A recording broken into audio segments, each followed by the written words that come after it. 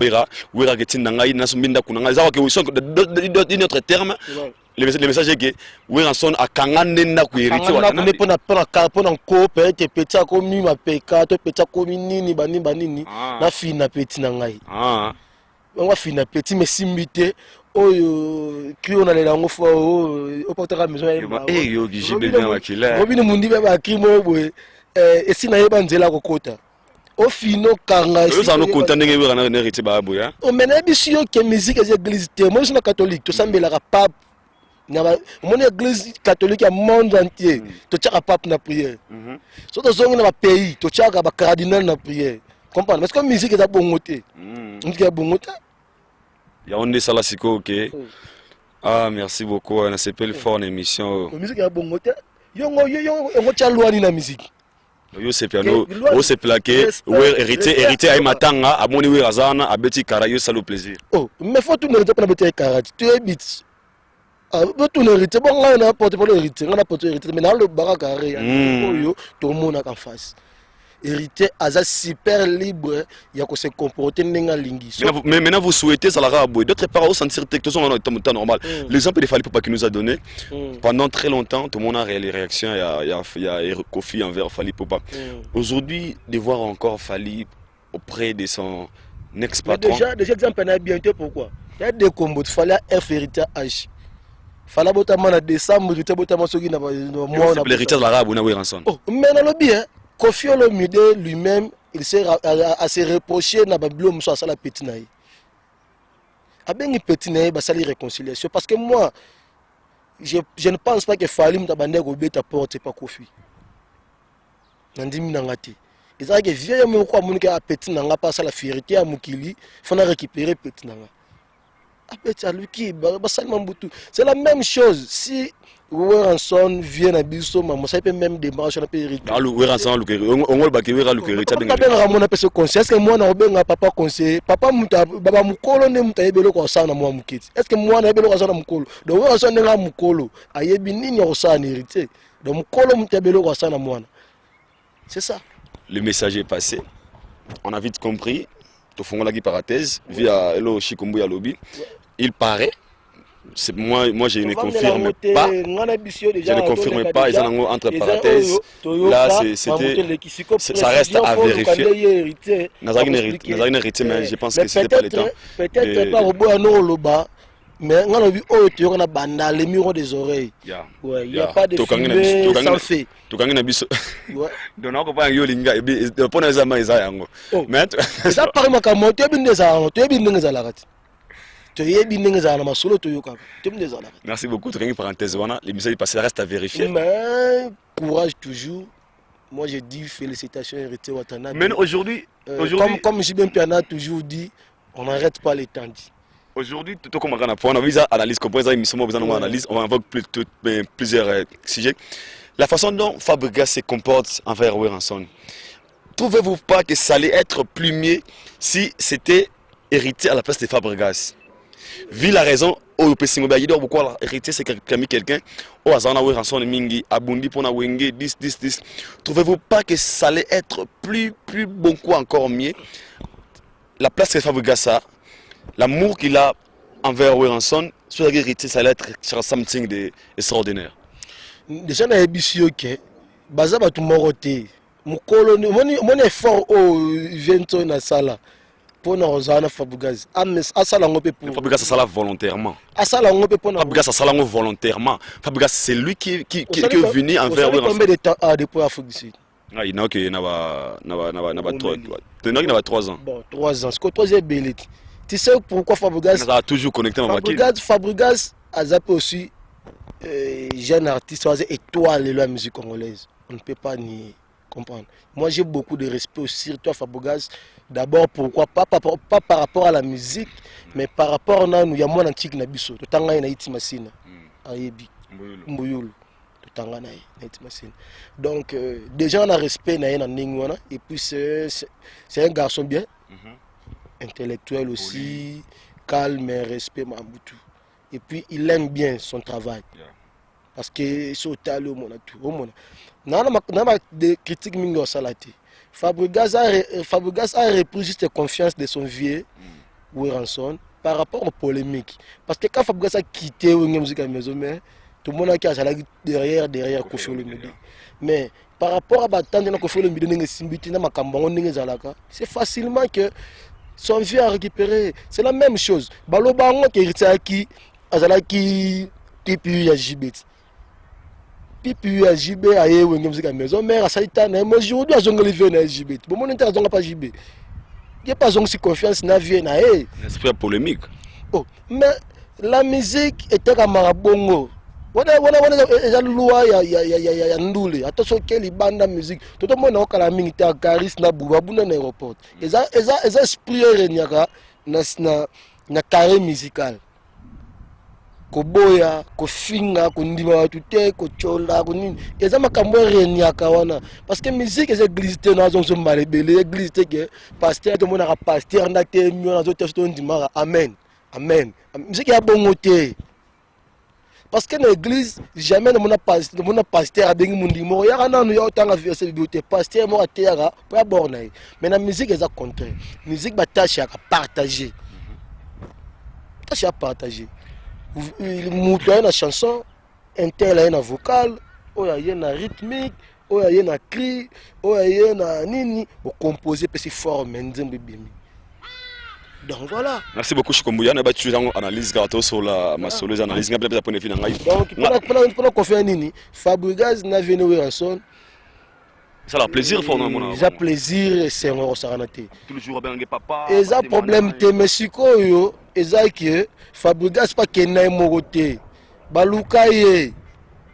Vraiment information. Balukaye. To balukiye.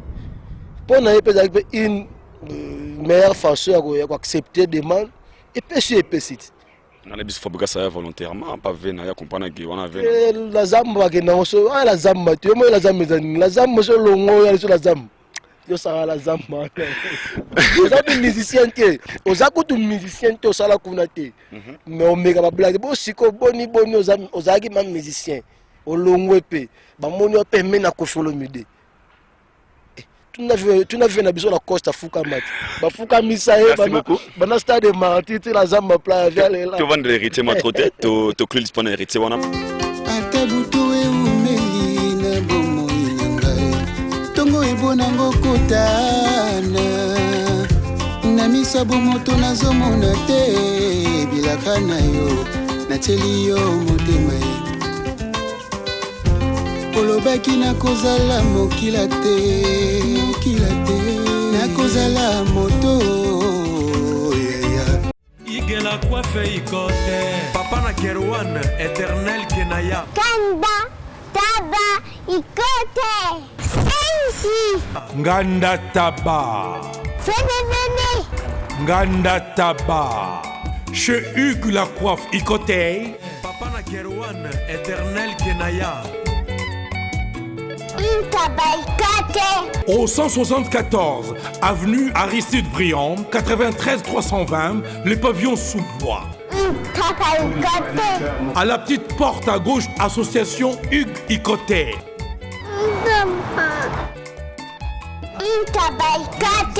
01 41 55 0000. Ntaba Ikoté. Descartes Construction et yeah! Fini l'inquiétude pour la réalisation de vos constructions de rêves en RDC au prix imbattable. Grâce à votre entreprise installée en RDC uniquement pour vous, spécialisée en construction, réfection, bâtiments, immeubles, vente de terrains, travaux publics avec les ingénieurs architectes qualifiés au prix incroyable. L'escarpe construction est aussi spécialisée en luminosité des bâtiments et éclairage public. Installation des systèmes d'alerte, intrusion pour des maisons et véhicules et tout d'autres services. Nous acceptons aussi les paiements par tranche au prix incroyable. Pas d'hésitation avec Descartes Construction. Vous serez jamais déçus. Pour tout contact, notre email est descartesconstruction@gmail.com.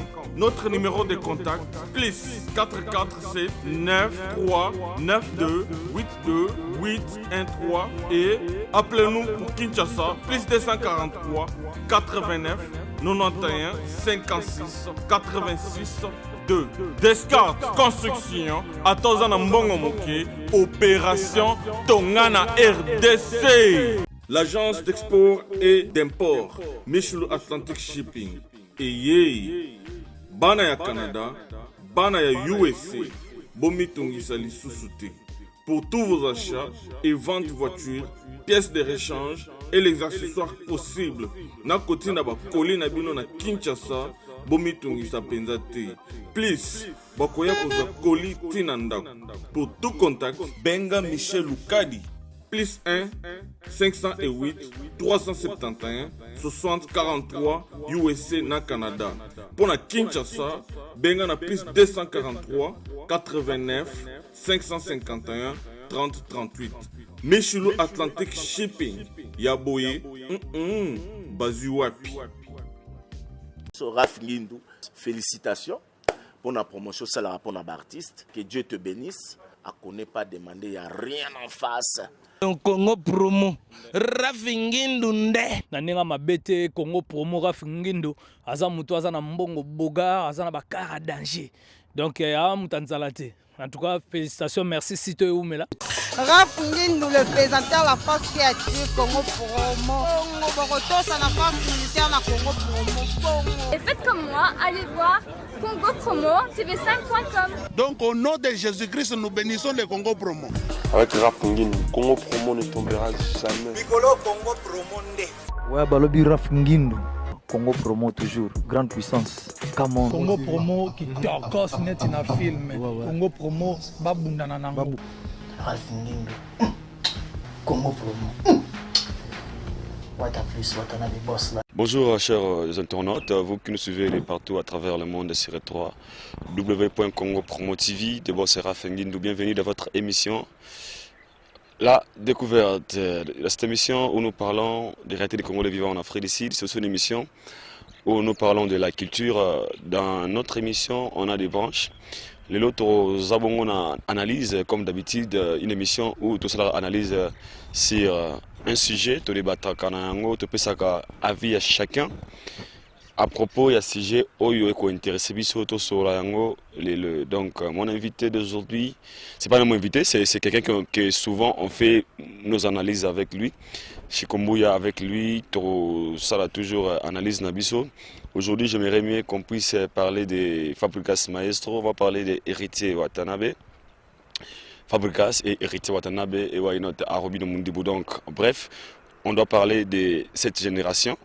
Éviter Héritier pas dans la génération, tout dans la génération mais au moins, on va parler de Fabregas depuis que Mignon Abram.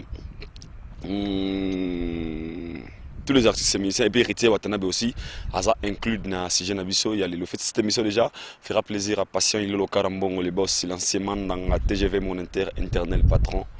Mon vieux, je te salue, ici Kaozali, à mon vieux Boston Gama, il va aussi nous suivre. À Francis Bambongo, GKB Trading, Francis Bambongo, GKB Trading, à PDG Eric Tela, import et export, il va nous suivre là où il est. J'ai fait déjà l'entrée à la personne qu'on va faire cette émission, parce qu'avec lui, nous allons parler de notre sujet, mais j'aimerais mieux avant qu'il puisse nous rejoindre, que je fais un coucou à une personne, vraiment, il mérite ses coucous, et ça lui fait plaisir. Esika Azali, lui, on lui appelle le Raïs, il va nous suivre. Le Raïs, Christian Tsakala, le Raïs, mon maman Ami Sifalanga, en direct des États-Unis d'Amérique. Naleli, Christian Tsakala, le Raïs, mon maman Ami Sifalanga, mon États-Unis, Stongo 001, un vrai patron, un jeune qui se respecte, et puis il a son argent. On a invité la personne qu'on va animer cette émission, il est déjà là. Bonjour. Chikombuya, comment vous allez, mon frère? Je vais bien par la grâce de Dieu. Donc, bonne santé. Santé Kitoko. Bon, tu as l'habitude au monde entier. Tu as vu le système de ordinateur. Tu as checké ma YouTube direct. Donc, tu as direct. Ordinateur, tu as YouTube. Tu as checké tout. On va prêt. On va vu. On va parler de ça. Merci beaucoup d'abord, Badmi Baby déjà. Se présenter peut-être au Bazumba, occasion.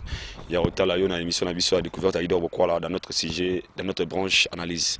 Donc déjà bonjour ya mingi bambote belé na bandeko to botala biso ba papa ba maman ba grand frère petit frère ba petite sœur na pesi bino to bambote nzamba batela baksa ya mingi na notre botala biso pour me présenter. Je suis Chikombuya toujours, je suis là Chikombuya Média 14. Voilà.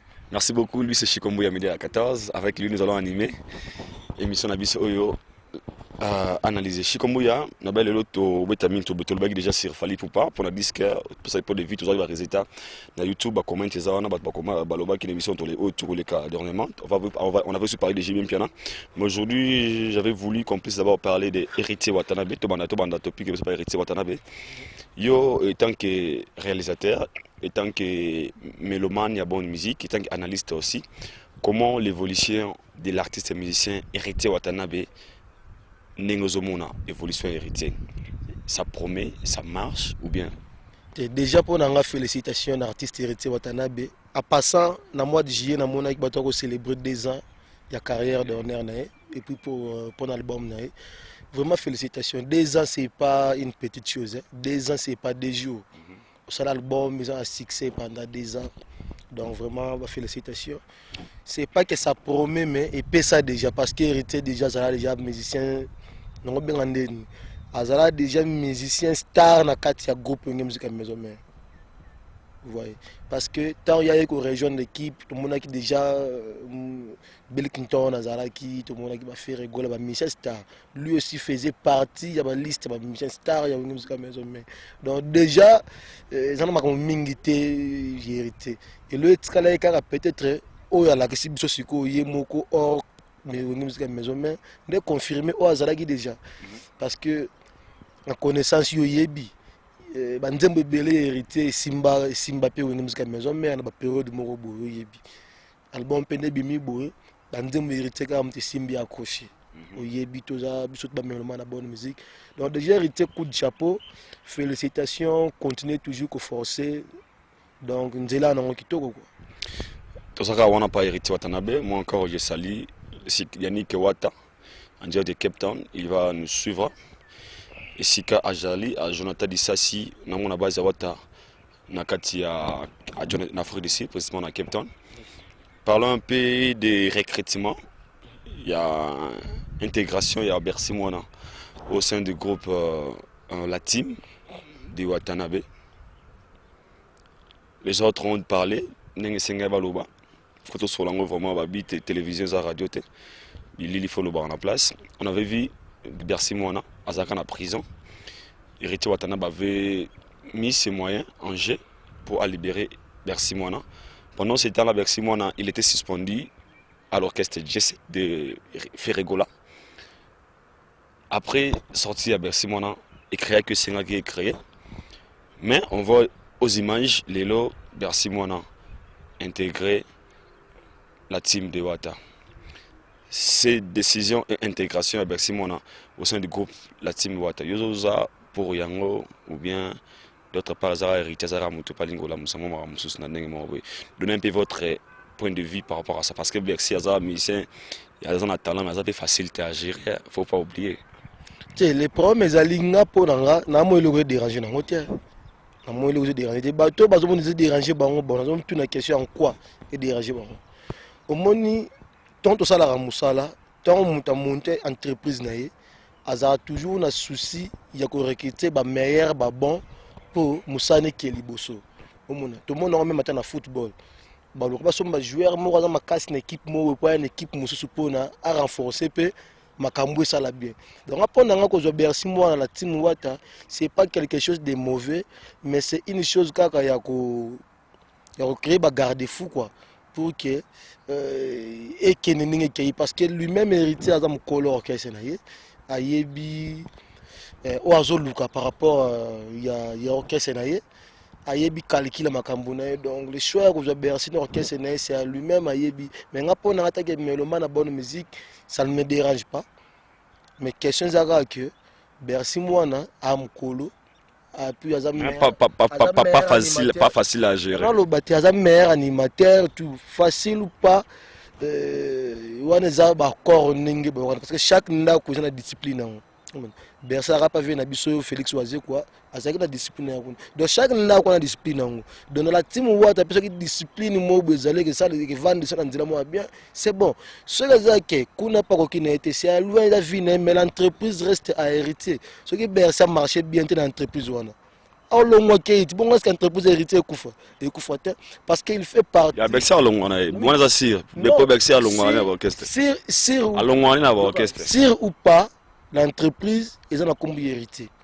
Héritier de la boss, il y a compagnie naïe. Donc personnel tout baroya, soit comme mon gars marché dans une discipline, il y a compagnie à des alliés, avant dit. Soit que mon gars marché dans une discipline à compagnie à des alliés. Accueilli. Mais on a yebi ka héritage juillet quand c'est question baxa implicite la compagnie na pour makambo za la bien. C'est ça. Ya merci beaucoup, je comprends ta bizarre analyse, tu peux savoir point de vue. Ngape on a robaxa pendant ngeza que je suis très content parce que Bercy na la sama mo famene émission on a salaro et les cara et pas de pendant qu'on sortait déjà na royoka répertoire héritier.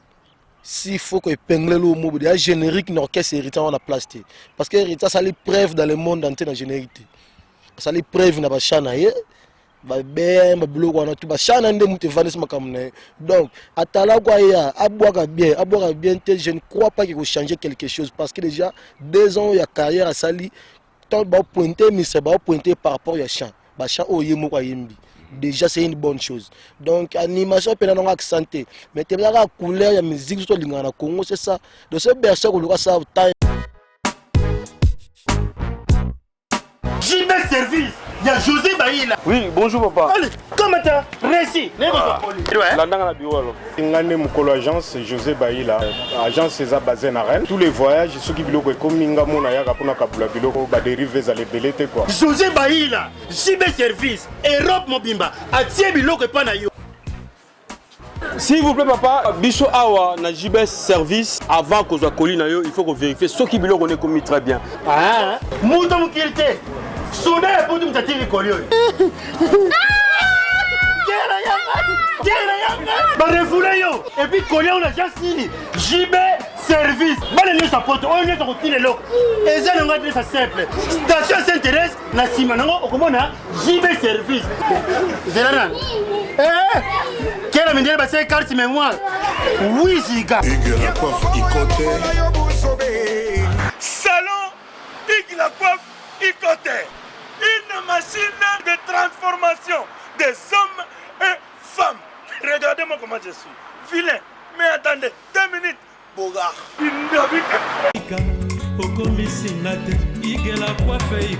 Hugues la coiffe Icoté. Votre salon de coiffure mixte afro-européen situé sur la Nationale 3 au 174 avenue Aristide Briand, les pavillons sous bois. Pour plus de précisions, veuillez nous contacter au 01 41 55 00 00 ou encore sur notre site huguelacoiffeicoté.com. Nous sommes ouverts tous les jours de 8h à 20h, même les jours fériés. Hugues la coiffe Icoté, l'homme qui coiffe la ville. Hugues la coiffe Icoté, le salon de coiffure mixte afro-européenne de proximité. Au 174 avenue Aristide Briand, les pavillons sous bois sur la Nationale 3. Un seul numéro, 01 41 55 00 00. La beauté de votre chevelure chez votre frère. Hugues la coiffe Icoté, même père, même mère. Chikicha, chikicha, cha cha. La beauté peut nous changer. Salon Hugues la coiffe Icoté. Quelle beauté! Sexy pour les femmes, dindindi pour les hommes. C'est une bonne chose. Ce n'est pas mélaté. C'est aussi une bonne chose parce que l'orchestre soit générique et dans la place non té. Il est confirmé dans la chaîne. Donc c'est ça. Merci beaucoup. Nous allons toujours. Félicitations d'abord à Riti Watanabe. bah ça rigole comme ça, normal. Moi si je peux avoir un message pour la Bercy, dans le barrage Isara qui Bercy moi nous avons colo et moi vite zo nga ta moi c'est mon réputation ba somba ngote. Ata moi si nous sera uta. Ata mbala na ba faute et moi comment est-ce que ba to mo tsomi sapibwe. Donc vous êtes assez grand, vous avez un talent protégé Péango. Au sali ba départ trop dans l'orchestre. On se pose des questions. Zara ba patron ne ba zamta ma beto yonde aux ara wa sérieuxité. C'est pas bien. Donc cette fois-ci, essaie au moins il y a qu'à maintenir, il y a qu'à saisir l'opportunité aujourd'hui. Ça moi maïle, ça moi qui me colo. Vraiment message d'Aïdor en direct de Johannesburg de l'Afrique du Sud sur l'émission avec comme là yo. Non tu n'as pas lien na numéro ça numéro de téléphone et ça la vrai. Tout ça wana. Et pas ya héritier Watanabe. Avant de Watanabe tout ça les Kambuya. Ma solo. Les gens s'entendaient un jour héritier Azala ou Azatelelo envers Weranson. Photo sur l'angle c'est un point important. Selon vous, la relation des héritiers et Weranson, son ex-patron Weranson, est ça vraiment la norme au Batouakani Sarah Izala Lelo Ezala un jour ou bien ne Batoualoba, tout le monde me pose la même question. Ok, héritier se comporte mal devant Weranson, les autres l'utilisent au Tobengaka l'ingratitude. If you don't know where you're coming from, definitely you don't know where you're going. Like, so boss ne vraiment directement éviter ce que vous avez. Moi, tu peux mon point par rapport à la relation de héritier Watanabe envers son ex-patron Weranson, le roi de la forêt. Déjà pour répondre à les Cambouans, on peut sur l'adoption.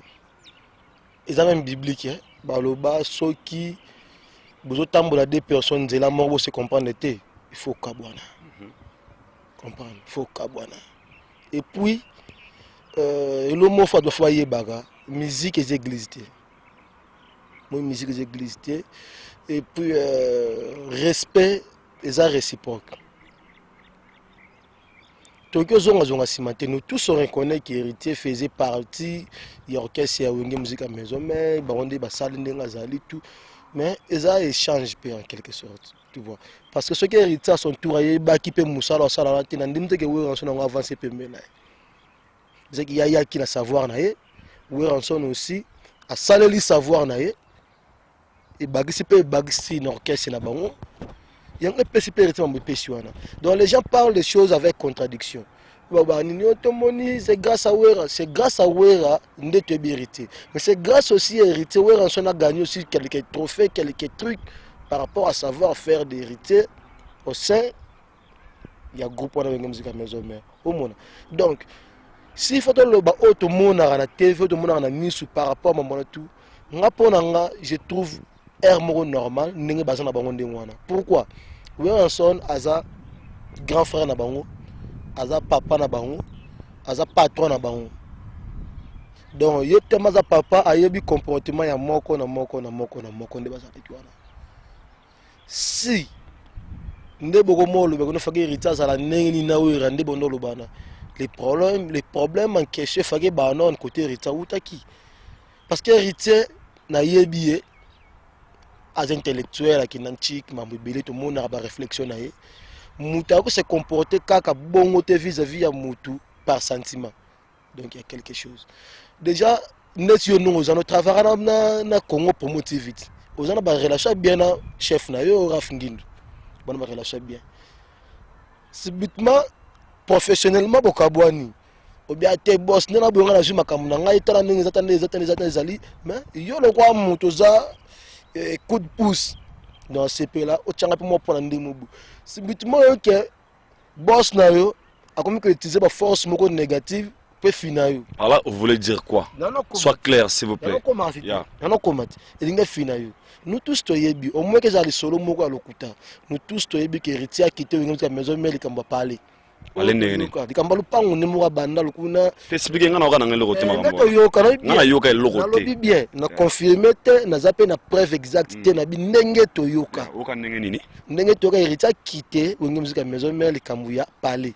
Kama parler ndenge. Kamba ndaku na yemo ka somba ndaku na banda soki ndenge nini asimisaka vene mikanda via baxela ka mo par salaire pas payer parler. tant à commune komana la purga mutu na tembe mutu balare ni belé à quoi trouver vieux par rembourser nyongo a défagi vieux à récupérer bornaï mais match betama bi wana ozoba match betama bi sona songo éclaircir biso bien olinga pona on a mo ozoba mo clair oza télévision bat baling ba ka makamna ba terme té sona comprendre bien olinga lo baké héritier Watanabe nde olingo loba apesa ki Weranson tanga ngalinga te soit clair mo loba ezaboy otoyoka comme les solo parce que toyoka ka tofuya mais les vraies vérités pesa na wana c'est otoyoka ezake héritier Watanabe a acheté une demi parcelle na Bandalungwa tanga za pa soma pa on na Bandalungwa na mo difficulté financière ndeza la na parta là aki pa vieux naït vieux naïe Weranson patron naïe vieux nana boulot payer parler il est bien moi na yo akoli tout anga payer parler venana 2000 francs mais ndako ngoza 30 000 francs baksela ngai o alikolo wana na benda parler mais na rembourser progressivement avec l'état tout mais mikanda pour na confiance na garantie yo simba bon sono futa eleka ngeleka wala ndenge toyoka tant à Zibalar nae a commis presque à récupérer ma borne nae makamne tout récupérer nini récupérer mi kanana na boka Weranson na maboko ya vie akepa vie biseke no te obo la ku na pesa ki ngate nzo ki ya mère banini mais ko za mère na yo mère nan mère na yo maman pasteur merci DG wana we ra defara mo ba CDG héritage wa ki mbongo pa vie na ye pas vie na ye ayo zongo sa mbongo pa vie na ye via l'obité là on a pesa ko wana ezaki yanga te ngana soko pa mère kendo sila na mère kendo si te ba komba ba tfuma respect à télévision abi kende ba mère pesa mère là wana mère remettre le pas mère ne tout a pesa ko crédit mais intermédiaire nanga wana na lo ba bien je pèse bien mes mots ndenge toyoka ndenge toyoka ndenge li solo et tourna na quartier na nantu quand héritier a ki relevuka mère est bissé contraire. Je reconnais que aujourd'hui autant mais tout chango na valeur quand on comme na kini banque la mère déficit bon faisons un intérêt on a mère ma pasteur mère abissé parce que héritier Watanabe abissé ngwana là ça reste à vérifier toujours na bien ndenge toyoka là repesa ki oui yango mais valeur nango izoko kana tena lelo valeur kana lelo et là c'est que nini bakisa. Donc, ça comprend bien. Ça comprend bien. Vraiment, Bakisa. Oh, héritier Tali, mais viens dans la pena. Viens dans la pena. Yem ta sala. Dans le loin d'arc orchestre ou bien dans un. Wana siko que non, ça on orchestre. T'as pas tout, t'as pas ça l'album dans la suko nyon flèche. Viens dans la pena. Après singala. Et comme nous avons ça bon crédit, dérange à grand père na yo. Muta façonné comme choqué ah mais père n'a pas est-ce que ma père n'a pas na ko pesa ngai eloko mobo intérêt azongi pas vieux j'habite ngate soara na mère ma pasteur mère là na ngate bon c'est but mais eta sali balance ya nyongo fara zong c'est la vie na intérêt fa bakisa. Ils ont pensé qu'à valeur à l'opango façon bassou mususu. Si qu'on calcule, tous on a calculé au vieux oiseau comme le baga. Il faut foutre transport, il faut foutre transport, il y a des lots on a nyongo et amoukié. Ils ont on a 500 fois foutre transport à 3000 fois. Donc on a sensité. Il y a tali balance. Là on va voir que c'est intérêt. Non nyongo et qu'on a qu'à la valeur à l'opango on a payé qui. Bon, kanda a moutourné dans la gare. À moins qu'il n'y ait pas awa. Place venir soutenir na makampe ba wengende ko mekia ba 12 wana bazola shikito aso yeba ati bazola shikito mais pas diminuer nto yo mduza wa ponde nga wala sikona o za réalité mais est-ce que non avant que tirer na wana na mpingle ko ponda mais kena kindo ngone kena ne héritier silika longo ne héritier longo na ye je me rappelle à l'époque quand héritier aux États-Unis azaki na ba massa na bala côté kuna massa na yo bozana ba Patrick Moulo donc c'est information ya ba source ngana na ba information banal ba missa na ngana ba en États-Unis ba na bandal te na bato bazubi so retard Chikombuya ana li solo ya rolobake héritier Watanabe li solo na bien ndenge boyoka bino bana banda ponga na banda ndenge boyoka bino bana banda ke Weranson héritier Watanabe a des fils a des fakim atumbaki lipango na ezangi mbongo ndambo ay pa Weranson abina président bongo président bakiselanga mbongo ya peto comprendre bien na ibo héritier nga paye palais na to bate bangola na bango machude mananyo ba to paye ba palais nga paye azaki na l'art ne pas payer palais na ye pas mon amayeli pourquoi on fait son bon pas Weranson oh mais na bien ezala kat na ko payer palais mo batinga di palais eza 10 000 francs mais nga asana maboko na 5 000 francs 5 000 OK ako senga ka boss ako senga na balabala terrier ka pas venir TV na payer bor wana mais 10 000 nga 5 000 so moi ezali bakina 5 000 na zo bor wana pendant ko ratango te na zo bor mais na rembourser yo mais pose na confesse que na rembourser Simba Mikanda Mikanda a récupéré déjà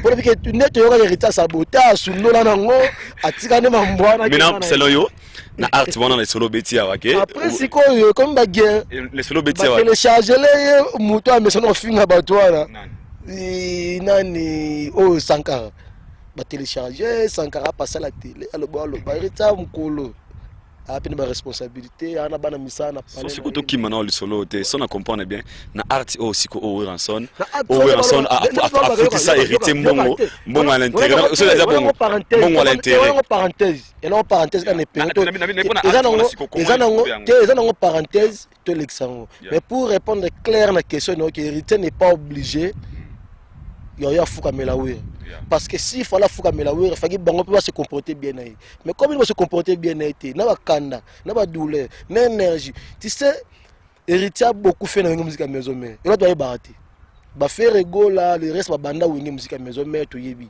mais héritier a beaucoup fait plus que même ba faire les choses d'accord nanga par rapport mais je suis pas vraiment d'accord par rapport au ya par rapport au ya temps ba faire ego la pe ba sali ke ba bien ba faire ego la ba sali mais par rapport ya temps o ba faire ba longo ba tika wira zo abanda les marquis ti na lelo héritier beaucoup fait wira zo na ba médecin de l'orchestre wana mais to so mona ba résultat ntembo ebimama boye héritier comme toi simba flambeau bon ça la boye héritier simbi orchestre na pana soki ba tembele na otanga ko douter mais à la fin bah fouter la monnaie de singe quoi. Quand on parle de OK, si je comprends bien, Tombi à la fin bah fouter hériter la monnaie de singe. Là directement on revient dans dossier qui est héritier Watanabe dans la moi quand dans la montée mana si c'est là est vrai. Si c'est là est vrai.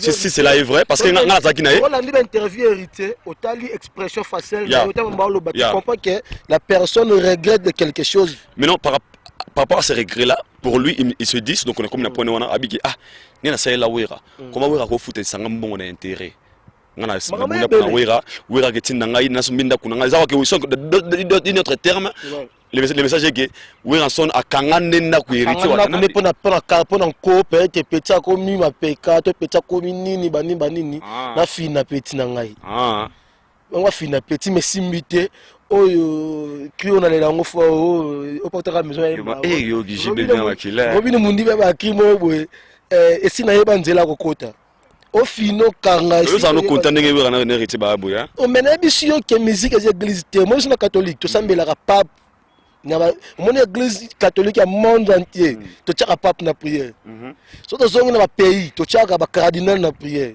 comprendre parce que musique est bongoté musique est bongoté ya onde sala siko OK ah merci beaucoup on a s'appelle fort émission musique est bongoté yo tchalwani na musique yo c'est piano o c'est plaqué héritier ay matanga amoni werazana abeti karayo salo plaisir oh mais faut tout ne pas beti karati tu es bit tout ne héritier bon nga na porte pour héritier nga na porte héritier mais na le baraka yo tout le monde en face héritier aza super libre ya ko se comporter ndenga lingi mais maintenant vous souhaitez ça la raboué d'autre part au sentir que sont en temps normal l'exemple des Fally Poupa qui nous a donné pendant très longtemps tout le monde a les réactions il y a Kofi envers Fally Poupa aujourd'hui de voir encore Fally auprès de son ex-patron déjà exemple na bientôt pourquoi il y a des combos de Fally F héritier H Fala botama na décembre tu botama soki na moi na l'héritage de l'arabe na Weranson oh mais na lobby Kofi Olomide lui-même il sert à se reprocher na babilo muso asala petit naï. Abengi petit naï ba sali réconciliation parce que moi je ne pense pas que Falim tabande ko beta porte c'est pas Kofi. Nandimi nangati. Ils ont que vieille me ko amunika a petit nanga pas la fierté à mukili, faut na récupérer petit nanga. C'est la même chose. Si Weranson vient à Bisso, ça peut même démarrer. Weranson, on va baquer à l'Ukéry. Est-ce que moi, je papa conseiller papa baba mukolo ne mutayebelo ko sana moi mukiti. Est-ce que moi na belo ko sana mukolo? Donc Weranson nga mukolo, ayebi nini ko sana hérité. Donc mukolo mutayebelo ko sana moi. C'est ça. Le message est passé.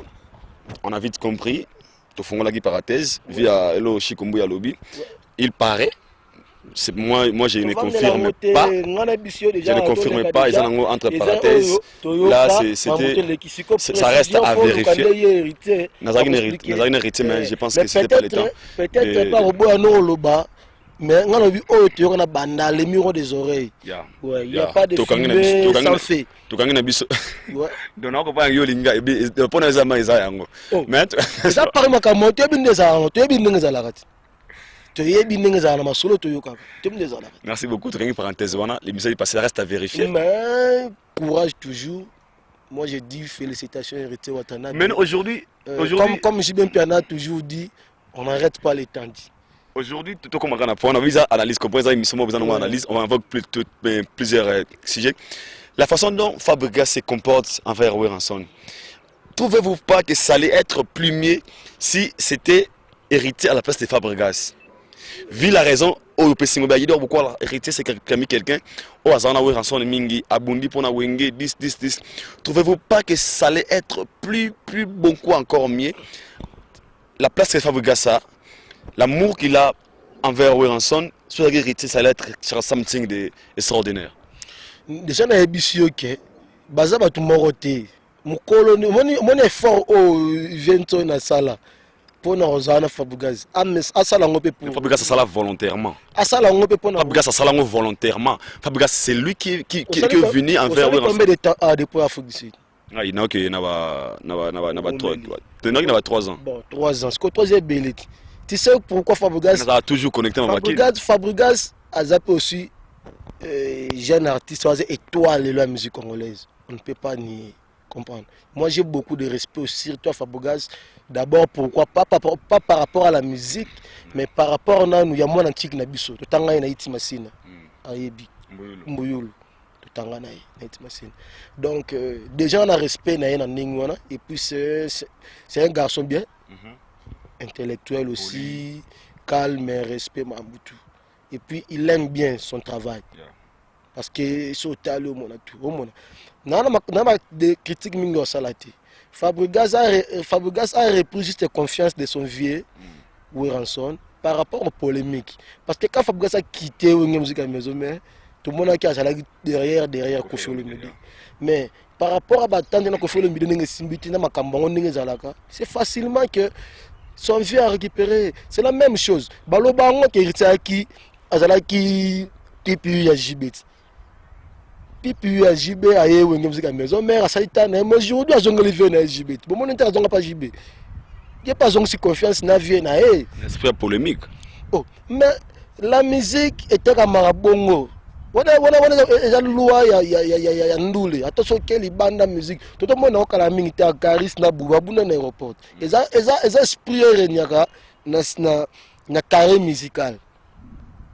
Koboya, kofinga, kondima watu te, kochola, konini. Eza makambo renyaka wana. Parce que musique eza glissité na zonzo malebele, glissité que pasteur tout le monde a pasteur na te mio na zo te sto ndimara. Amen. Amen. Musique ya bongo te. Parce que dans l'église, jamais ne mon pasteur a béni mon dimo. Il y a un an où il y a autant de verset bibliothèque. Pasteur m'a été là pour aborder. Mais la musique est à contraire. La musique est tâche à partager.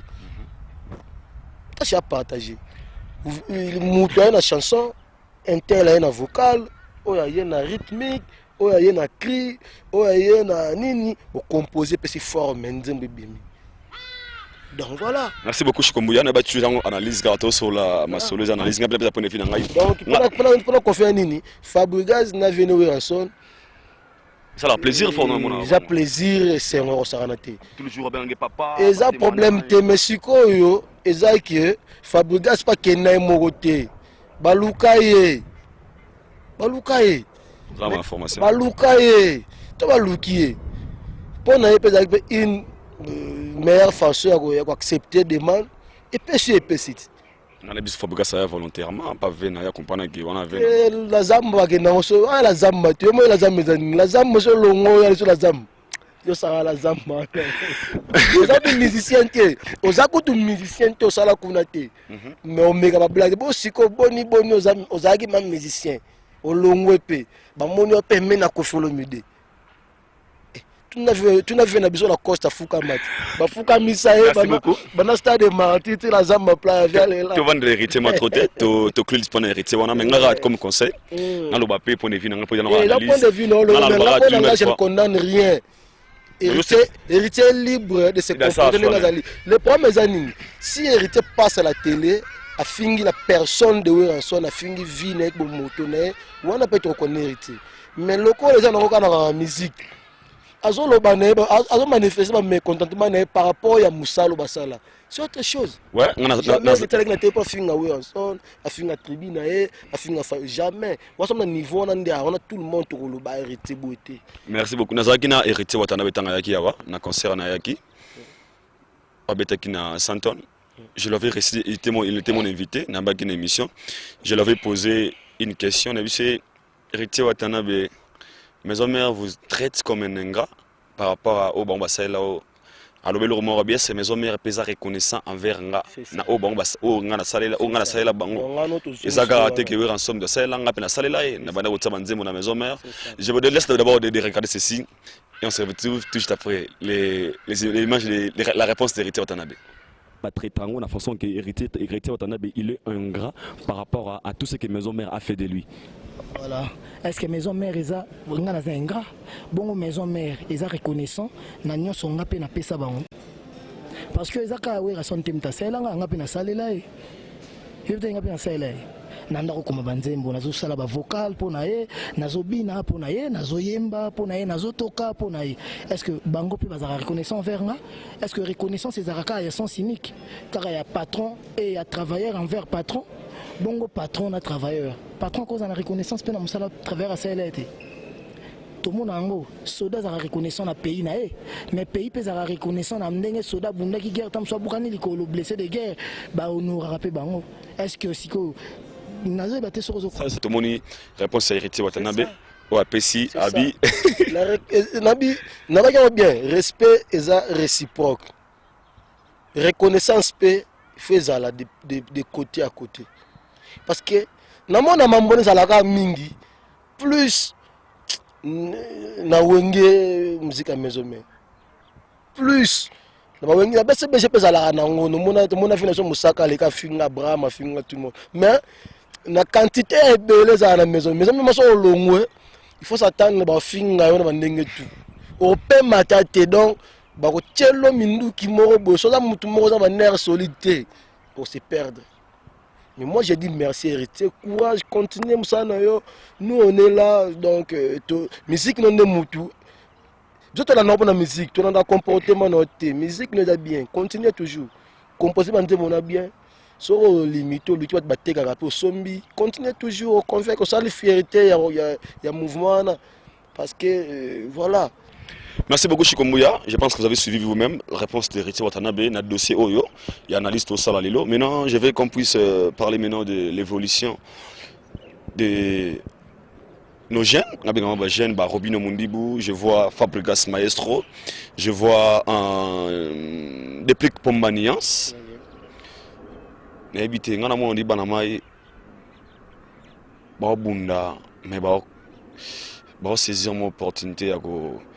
Il y a ça là vraiment au Sengeli Basalaté pour l'instant, question de raison. Ils ont manqué peut-être producteur ou bien Robin Mundi Bazo qui est ma casse par rapport à soutien, il a fallu pour pas. Ou bien. Parlons un peu de ces très nokoana au bazar ex ya Weranson de roi de la forêt. Tout le monde est aux aboués, tout bota ma famille mort, papa ou maman mort, mais on a pas chance morte. On a une chance na. Ndelo ba massa na gote mubo. Gauthier Mouboua, Dieu merci Mbouya, lui qui canne va faire, dès tout ça là toujours. Mon ami t'as la chance naïe, mon temps temps naïe.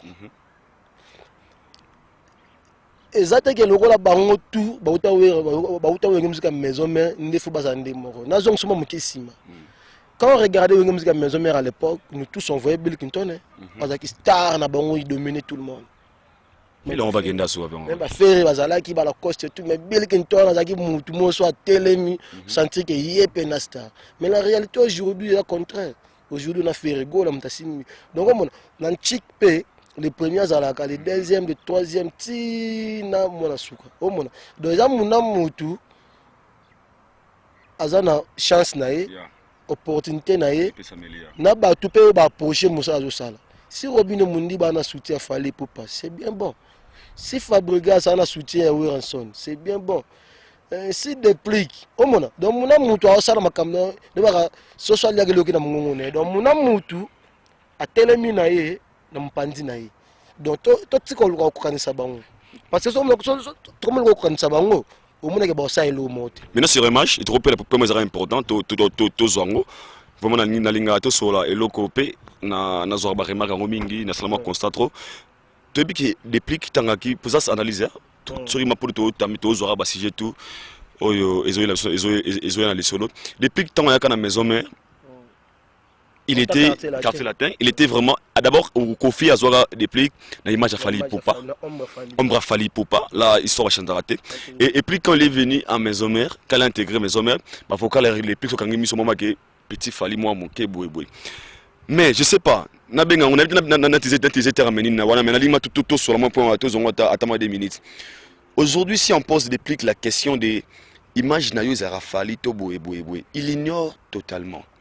A comment ignorer yango po yango so yango to mato ya na toute question po ya to so ali solo depuis qu'il ignore totalement habiter une image à falité boy tandis qu'il y a des animateurs on va bien saber moka o so tourner bio bil kiton abi oui nga c'est bil kiton d'autre part aux hommes témoin et le je sais pas na limo na bigi o getting abi batu o ba temso ba comprendre lo ni na message na transmettre siko. Pour mes alliés, on est un leader, il faut que moi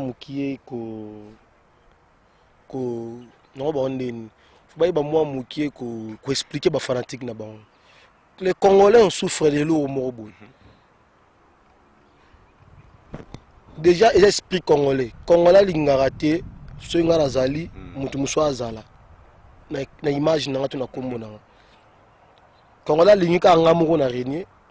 Ce qui m'a cambré silipé na koufi na on a kenango nga musu na zalate.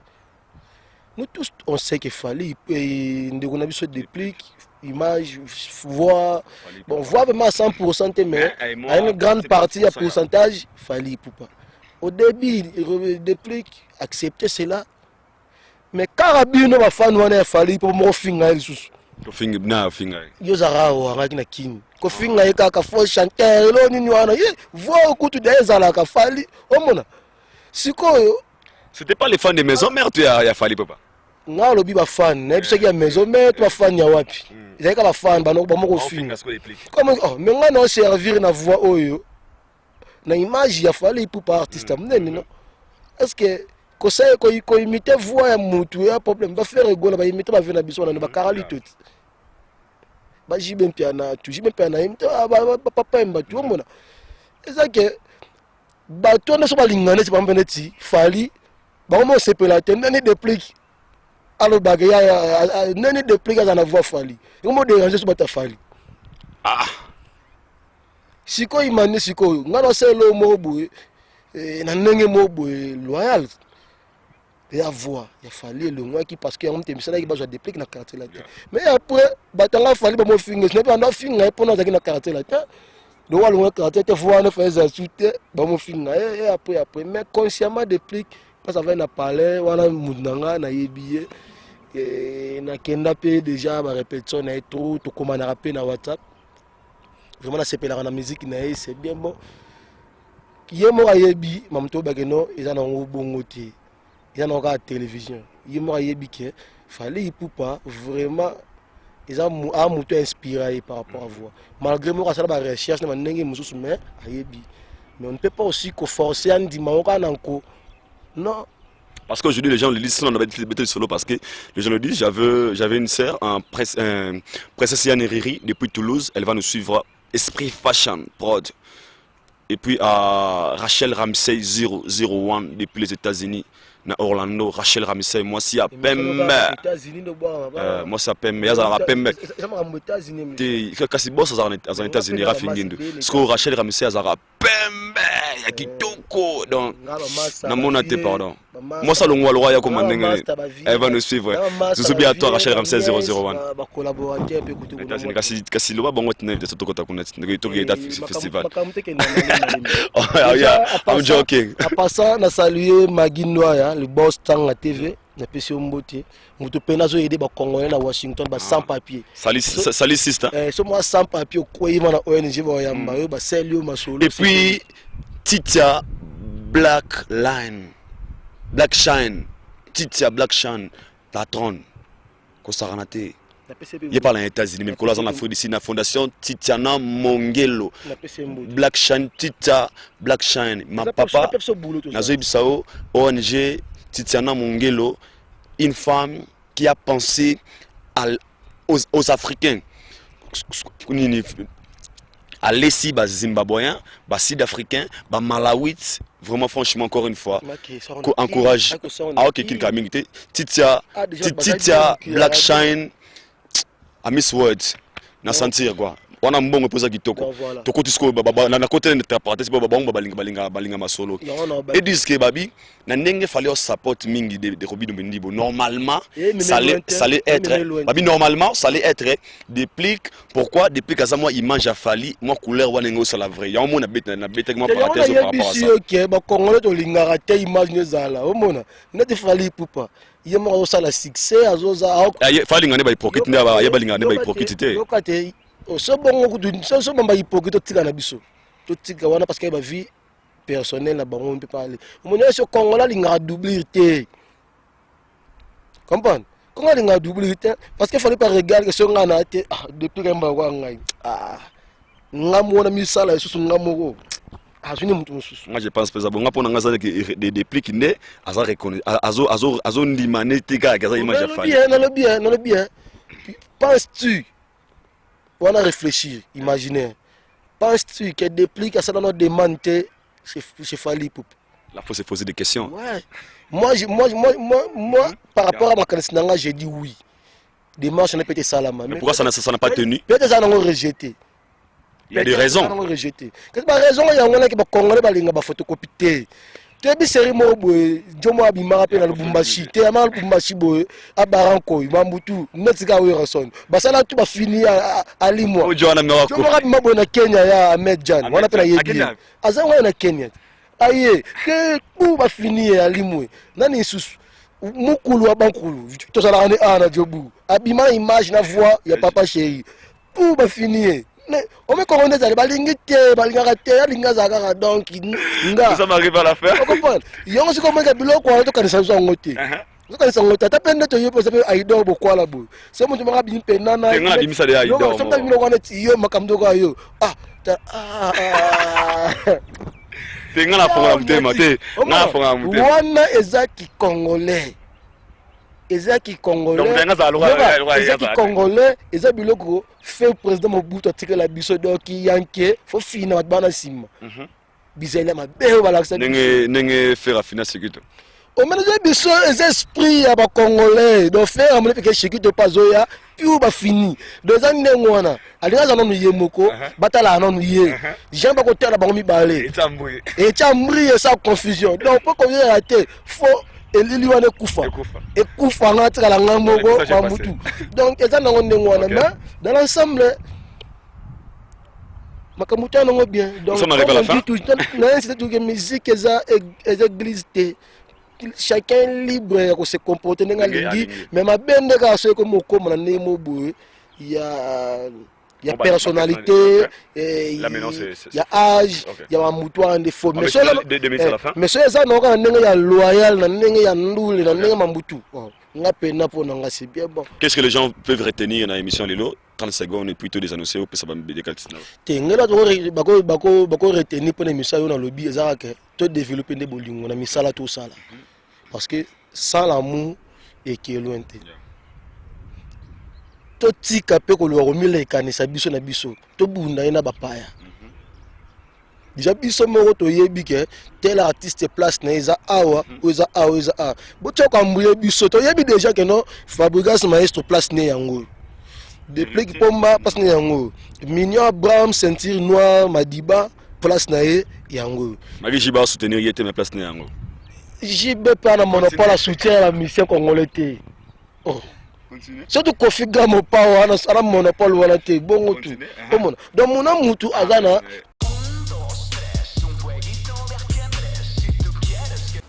Bonjour à tous, vous êtes sur Congo Promo.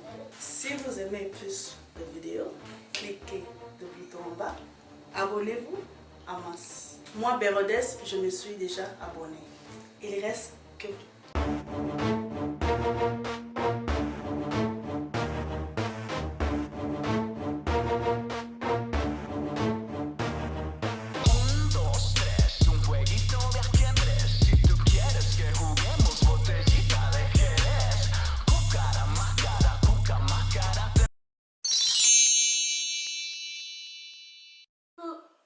Coucou, c'est Nathalie Makoma, promo sur CPLA TV.